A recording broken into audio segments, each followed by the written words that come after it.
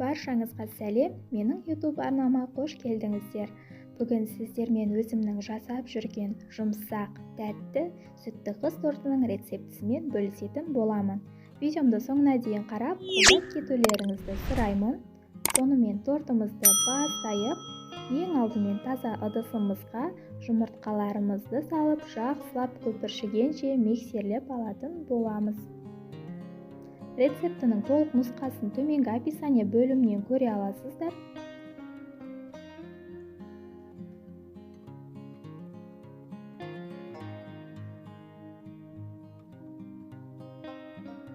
Енді үстіне қойылтылған сүтімізді құйып, оны да жақсылап араластыратын боламыз.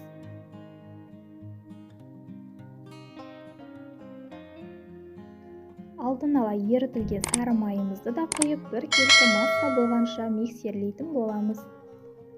Енді разрыхителімізді алдын ала електен өткізілген ұнымызға салып, араластырып, електің көмегімен аз-аздан массамызға сеуіп, миксерлеп отыратын боламыз.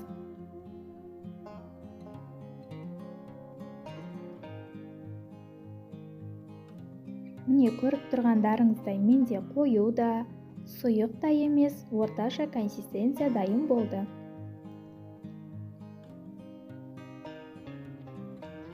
Енді пергаментімізге 22 сантиметрдей шеңберше сызып алып, консистенциямызды 2-3 қасықтан салып, бір келкі етіп жағып шығатын боламыз.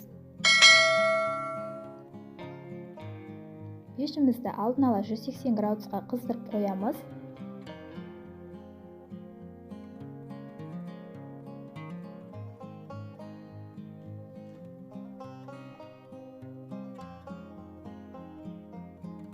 Енді корждарымызды 6-7 минуттан пісіріп алатын боламыз.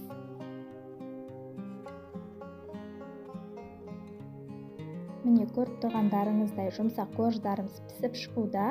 Мендегі рецепт бойынша 8 дана корж шығады. Енді кремімізге кірісеміз. Кремге мен тек қана сливки мен қант ұнтағын пайдаландым.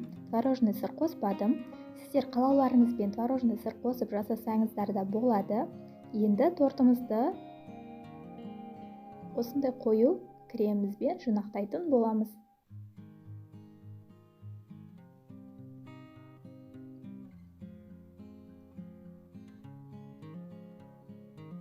Осылай кезек-кезек бір келкі етіп, видеодағыдай арасына кремімізді жаға отырып, корждарымызды жинақтайтын боламыз.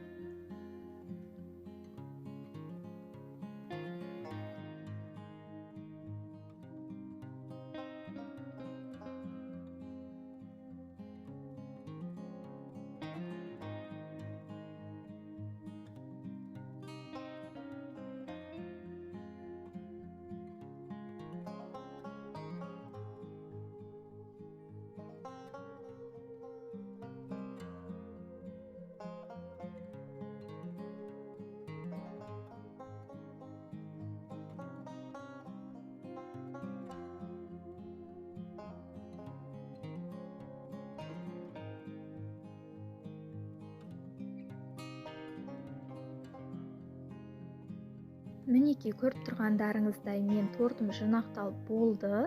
Енді жан-жағын осылай креммен бір келкі етіп жағып шығатын боламын.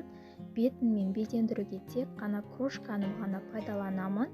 Сіздер өз қалауларыңызша, өз фантазияларыңызбен әртүрлі пішінде сәндесеңіздер болады. Жасап көруге кеңес беремін. Аз болсын, міндетті түрде жасап көріңіздер. Достар, видео ұнаған болса, лайк басып, комментарий қалдыруды ұмытпаңыздар. Арнама жаңадан келген болсаңыз, тіркеліп, қоңыраушаның белгісін баса кетіңіз. Сіздермен болған Ариана. Алда әлі де талай қызықты рецепттермен бөлісетін боламын. Келесі кездескенше сау болыңыздар.